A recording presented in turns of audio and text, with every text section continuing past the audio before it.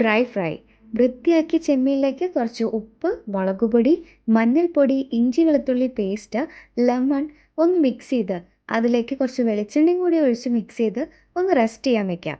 അതിനുശേഷം കുറച്ച് വെളിച്ചെണ്ണ ഒഴിച്ച് അതൊന്ന് ഫ്രൈ ചെയ്തെടുക്കാം. കുറച്ച് വേപ്പിൻ്റെ ഇലയും കൂടി അതിൽ ആഡ് ചെയ്യണേ.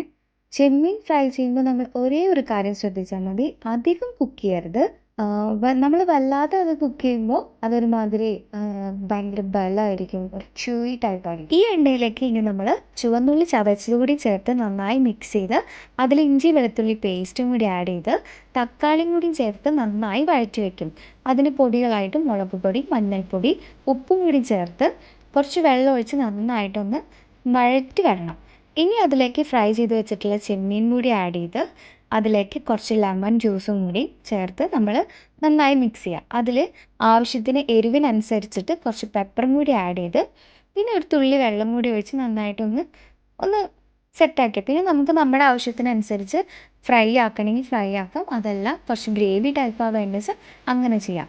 ഇനി അതിലേക്ക് കുറച്ച് മല്ലിയും കൂടിയും ചേർത്ത് കഴിഞ്ഞാൽ നമ്മുടെ ചെമ്മീൻ ഡ്രൈ ഫ്രൈ റെഡി.